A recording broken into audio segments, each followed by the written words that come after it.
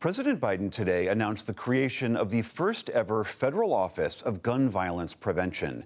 It aims to curb the epidemic of firearm violence in America. So far this year, there have been more than 500 mass shootings in this country, and some 25,000 people have died because of guns. That's roughly 118 deaths per day, according to the Gun Violence Archive. The president said that toll was far too high. I determined to send a clear message about how important this issue is to me and to the country. After every mass shooting, we hear a simple message, the same message all over the country. And I've been to every mass shooting. Do something. Well, my administration has been working relentlessly to do something. Our White House correspondent, Laura Barone-Lopez, joins us now to break down what we can expect from this new office. Hi, Laura. Hi. The number of dead from guns in America is just horrendous. What is this new office hoping, intending to do?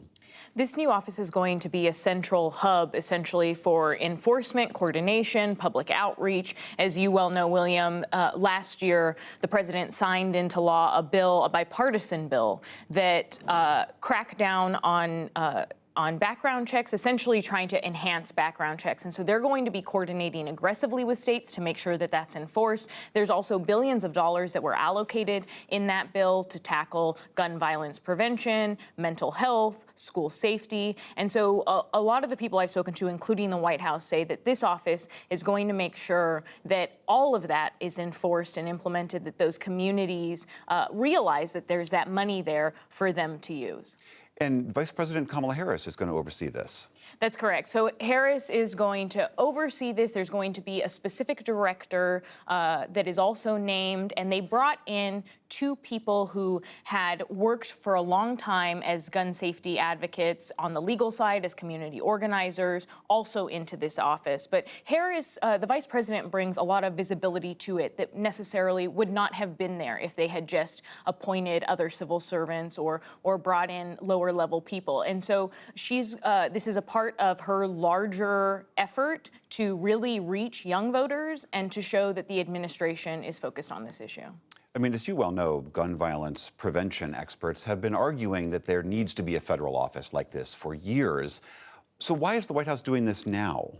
The gun safety advocates that I was talking to today said that as recently as March, the White House was not going to appoint any director or create this new office at all, but that they feel as though because the election is around the corner and because of the very public campaign that they waged to get the White House to do this, that essentially the president, the vice president came around because they've been talking to a lot of voters. Now, one thing, I did speak to Poe Murray of the Newtown Alliance, an executive director there, and she said that she really wants to make sure that this new office talks much more frequently to survivors of gun violence, to young people who have experienced it in some way, as well as also making sure that law enforcement is doing what they need to do to crack down on guns.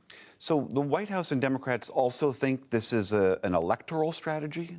They do. The White House very much sees guns as one of the big defining issues heading into the 2024 election cycle. And I spoke to Senator Chris Murphy today of Connecticut. As you know, that's where the Sandy Hook mass shooting took place. And he told me that my party got it wrong for 20 years. After 1994, Democrats stopped talking about guns and gun laws, and that was a huge mistake. You can't win in the suburbs or the cities if you have no answers to the gun violence mass shooting epidemic. And other sources that I spoke to told me that internal Democratic Party polling shows that guns is the second top issue for young voters, right behind student debt. You mentioned some of this before. Where does this effort fit in with President Biden's other efforts on guns?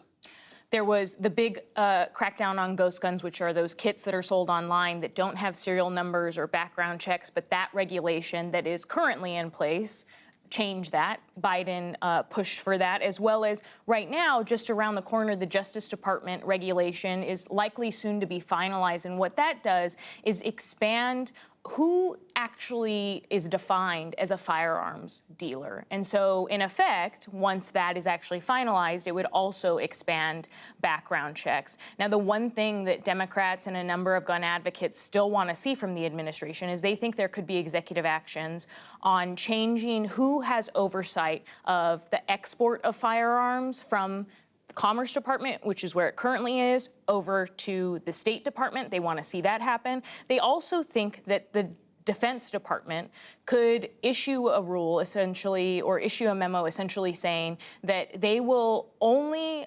that they only want to buy firearms from manufacturers that sell to the military and not to civilians. Laura Barone Lopez, thank you so much. Thank you.